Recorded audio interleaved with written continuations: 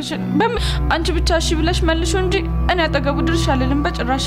አብረሹ ካገኘሽ ግን የዛኔ የፈለግሽውን ነገር አድርጊኝ። በእውነት እኔ አጠገቡ ድርሽ አልልም። በጣም ጥሩ። አግኝቼ የምመልሰው ከሆነ በምንም አይነት ሁኔታ አጠገቡ እንዳትደርሽ በጭራሽ። ምን እየተካሄደ ነው? እነማን ናችሁ? ለምንድን ነው የያዛችሁት? የሚያናግረኝ ሰው የለም? ምን ፈልጋችሁ ነው? እረፉ። የተሳሳተ ሰው ነው የያዛችሁት። እኔ ምንም አይነት ወንጀል ውስጥ የለሁበትም። ልቀቁኝ!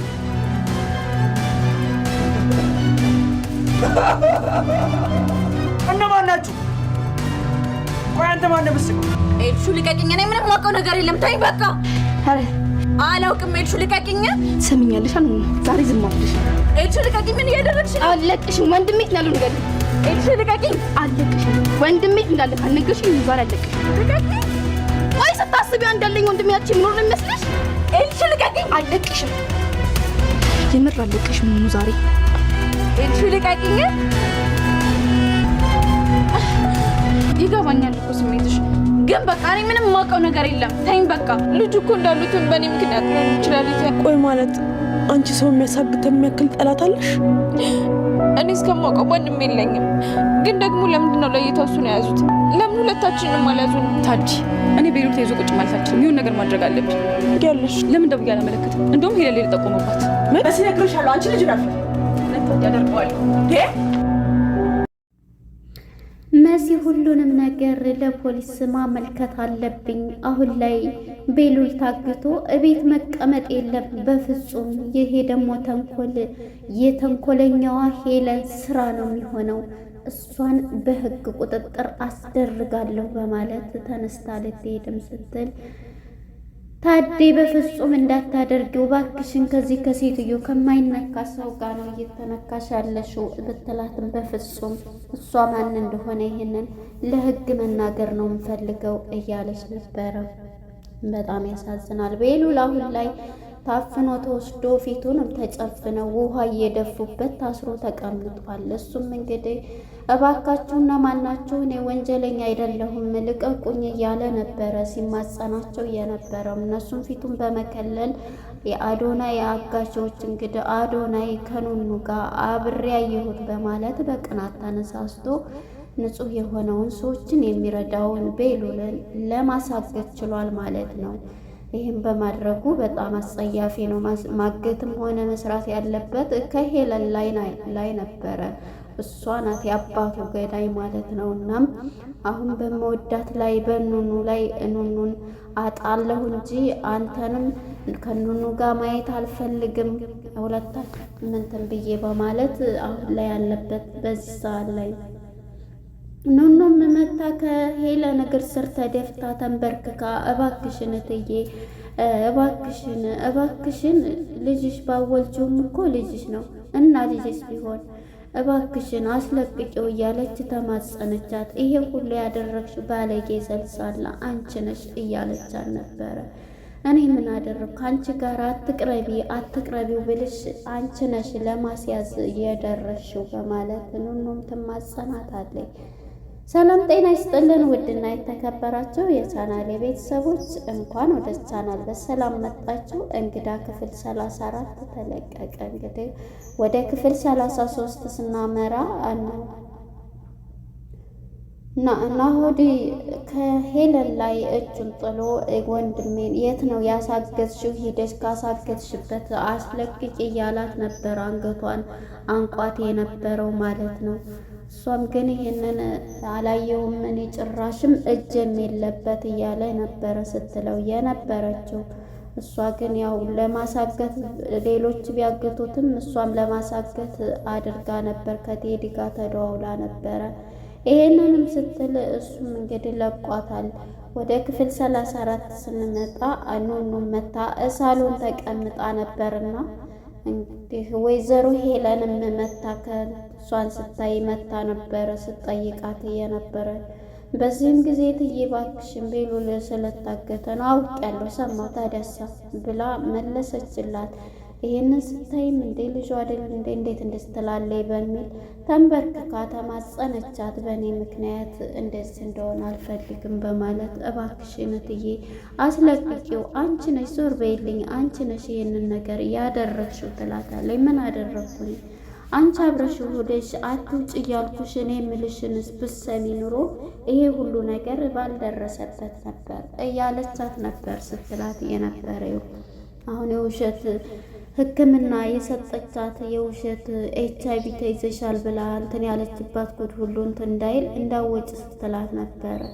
እናም እንግዲህ አሁን ይሄንን እያለቻት ሳለ እባክሽን በቃ ሁለተኛ ከሱ ጋር የአሁኑን ብቻ አስለቅቂው እንጂ በፍጹም ከሱ ጋር አልቀርብም፣ ቀርቤ ባገኝሽ ስትላት በፍጹም እኔ ከሱ ጋር ቀርቤ ባታገኘኝ እንደፈለግሽ ታረጊኛለሽ ስትላት ከነ ቤተሰቦችሽ ውጭ ጥልሻለሁ ትላታለች። እሺ በቃ በዚህ ምክንያት እባክሽን እያለቻት ነበረ።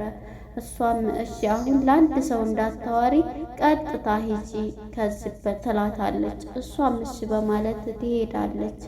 ሁሉንም ነገር ሂዳ እዛው ትጨርሳለች ማለት ነው። እንግዲህ ኑኑ እያለቀሰች ነው፣ እየተጸጸተኝ ነው ያለው ለእኔ ብሎ እነማን ናቸው እኔን ትተው እሱን ያገቱት የአንቺ ሰዎች ይሆናሉ እያለቻት ነበርና እሷ እየተጸጸተኝ ነው ያለችው ማለት ነው። ለእሷ ብሎ ስለነበረ ሂዶ የታገተው።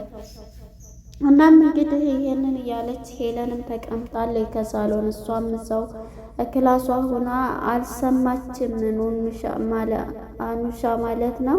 ኑኑ ክላሷ ተኝታለች። ኤልሹ ደግሞ ያው ክላሷ ነበረና ከድንገት ኤልሹና ታዴ ባንድ እንደተቀመጡ ከድንገት አይንዬ ትመጣለች። አይንዬ መታ በጣም ያሳዝናል፣ ጥሩ ልጅ እንዴት አሁንም አልተገኘ እያለች ነበር። አይንዬ ምንድን ነው ብላ ኤልሹ እንግዲህ በወንድሟ የማትደራደረው ማለት ነው እንትን ስትላት ነበረ። በዚህም የተነሳ ምንድን ነው በማለት ኤልሹ የቤሉልን አልሰማችም፣ እያበደች ትሄዳለች ወደ ኑኑ ጋር ማለት ነው። ይሄንንማ ነገር የምታደርገው እያለች ነበር። መጀመሪያ ወደ ታዴና ወደ መሲ ስንመጣ መሲም እንግዲህ እዛ የገጠማትን የተጣሉትን እየሳቀች በአክቲንግ ስታሳያት ነበረ። ይህንኑ እያሳየቻት እያለ እሷም በዚህ ናሆምና ቴዲ ተጣልተው እያለች በምን እኔ ከሱ ጋር ነበርኩ ነይ እያሉኝ እያለች ሁሉንም ስታሳያት በሳቃ ሬሎ ሞት ነው ቶሎ ብለሽ ጨርሽ እያለች ለወሬ ልትሞት እያለችው ታዴ ማለት ነው ሁሉንም ነገር ታስረዳታለች። ከዛም ደግሞ በጣም ደግሞ እህቴ ሳልነግርሽ ጓደኛዬ የትና ፍቅረኛ የተባለች ውጮኛ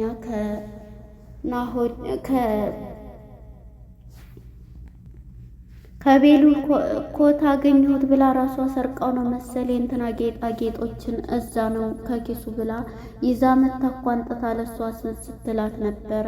በጣም ይገርማል፣ ሌባ ናት፣ እኛ እንደዛ ስንጨነቅ እያለች ነበረ ታዴ ለመሲ ስነግራት። መሲ ግን ያው ተጓደኛዋ እምደብቀው የለምና እሱን እኔ ነኝ የሰጠሁት፣ ምክንያቱም እንደዚህ ነው ነገሩ።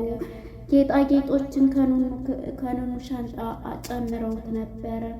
ስለዚህ በዛ ምክንያት ነው አንስታ ስታይ ለእኔ እንትን ብላ በኋላ ላይ ለሱ የሰጠሁት በማለት መሲም ትነግራታለች። ይሄን የምታደርገው እኔ እንደባለፈው ባር እሷ ናት ይቺ ኤልሹ ናት ትላለች። ታዴ ግን አውቃታለች ኤልሹ እንደሆነች። አይ ሁለቱም ያው ናቸው፣ ይሄን ያደረገችው ሄለን ራሷ ናት እያለች ነበረ መሲም ስትል የነበረችው ማለት ነው።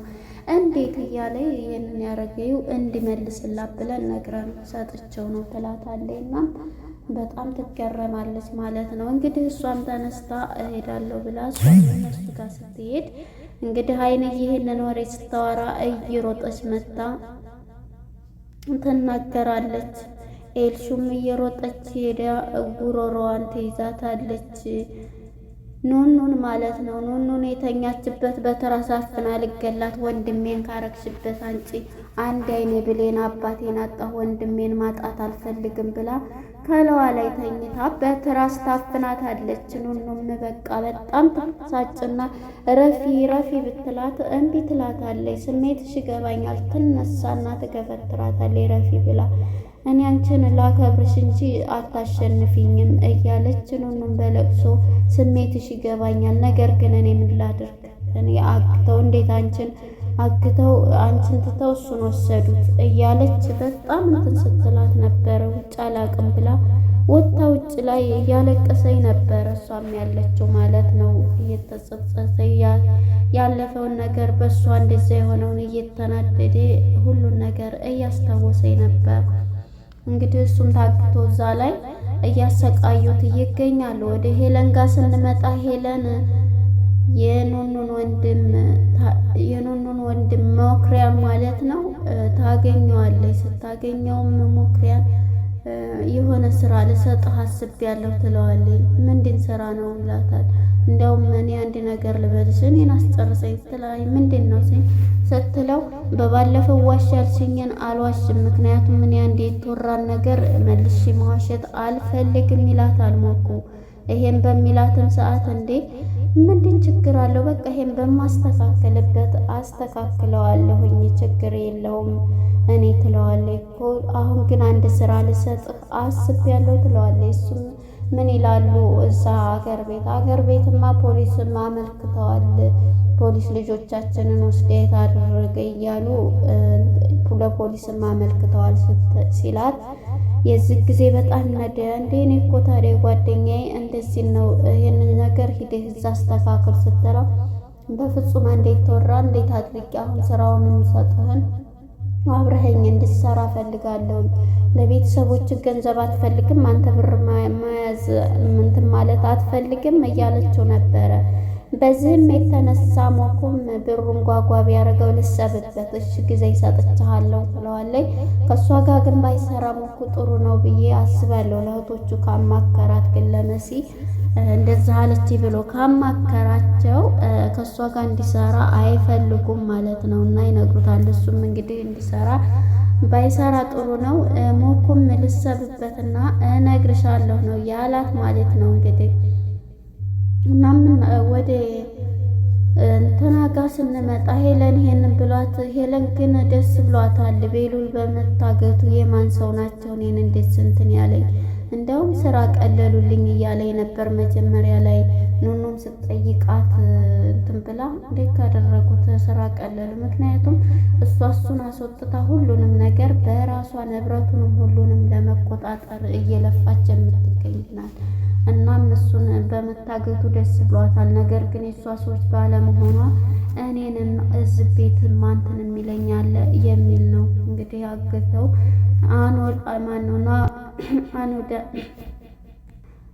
አዶናይ ነው ማለት ነው። አዶናይ እንግዲህ በኑኑ ፍቅር የተነሳ ይሄን ደግሞ ታያለ እያለ እየሳቁበት ፊቱ ጨፍነው ጨለማ ውስጥ አድርገው ፊቱን ጨፍነው ውሃ እየደፉበት ነበር። እንግዲህ እነማን ናችሁ እናንተ? ለምንድን ነው እንደዚህ የምታደርጉት? እያለ ሲናገራቸው ነበረ ማለት ነው። እንግዲህ እነሱ ፊታቸውን ሳያሳዩ የገዛ ጓደኛው ማለት ነው እንትን ሊል ችሏል ማለት ነው። በጣም ያሳዝናል። እናም መሲም እንግዲህ ይሄንን ያሰማች መሲ ሄለንን ተንኮል ከህፃን እስከ እውቀት ስለምታውቃት ይሄን ነገር እኔ ማመልከትና መናገር አለብኝ ለፖሊስም ሆነ ለምን እሱ ጠፍቶማ እቤት ውስጥ መቀመጥ አልፈልግም በማለት እሷም ተነስታ እንግዲህ ለመናገር ብላ ተነስታ እየሄደኝ ነበረ። እሷም ይሄንን በምትላት ሰዓት ግን እንትና ኑኑ በጣም ተጎድታለች። አሁንም በለቅሶ በእኔ ምክንያት እያለች እየተጸጸተች ነው ያለችው ማለት ነው። በእኔ ምክንያት ነው እንደዚህ የሆነው እያለች ነው ያለችው። እንግዲህ አሁን ላይ በጣም ከባድ ነው የቤሉል መታገት። ሁለተኛ ደግሞ የታገተው ደግሞ እራሱ ጓደኛው መሆኑ በጣም ያሳዝናል። አንዳንዴ ሰዎቹ በፍቅር ለፍቅር እንትን የሚሉት በቅናት ተነስተው እንትን የሚሉት ግን እዚህ ጋር ያደረገው ቤሉል እሷን እንኳን ነፃነቷን ይህን ያደረገውን ሐኪም በሕግ ይጠየቃል ብለው ነበረ እየተናደደ የሄደው ማለት ነው። እና አሁን ላይ ያለበት ሁኔታ በጣም ያሳዝናል። ቤሉል መታገቱ ቦታው መታወቅ አለበት። ግን እንግዲህ ከተመልካቾችም እንደምናየው ማን ነው ቶማስ አልሞተም፣ የሆነ ቦታ ተደብቆ ነው። ስለዚህ ይመጣል እያሉ ነው ሁሉም የሚያስቡት ማለት ነው። እኛም ቶማስ አላየንም አለ እያለ ነው የምናስበው ማለት ነው። እና እንግዲህ ቀጣይ ክፍል ምን ይፈጠር ይሆን? ቀጣይ እንግዲህ እንደምናየው ለህግ ታመለክትና የእንትናን አድራሻ እንዲፈለግ ይሆናል። መሲ ትናገርና ለፖሊስ ፖሊስ ይፈትሻል ብዬ አስባለሁኝ። መሲ ምክንያቱም ለህግ እናገራለሁ ብላ ነው ወጣ የሄደችው ማለት ነው። ሄለን የምትሰራው ሁሉ በጣም ድብቅና ሰዎችን የሚጎዳ ነው። ሁለተኛ እንግዲህ አሁን ላይ ሄለን እንትናን ሞኩን ለማስገባት አብራ ፈልጋለች። ሞኩ ገንዘቡን ቢያታልለው ግን የሴትዮዋ ስራ ብዙም ስላልተዋጠላት ከሷ ጋር መቀጠል የለበትም ብለን እናስባለን ማለት ነው። እንግዲህ ቀጣይ ክፍል ምን ይፈጠራል የሚለውን አብረን የምናይ ይሆናል። መሲ ለፖሊስ ተናግራ እንትን እንድል ቤሎ እንዲለቀቅ ይሆን የሚለውን ቀጣይ ክፍል እናያለን ማለት ነው። ለነበረን ቆይታ አመሰግናለሁ። ባይ ባይ።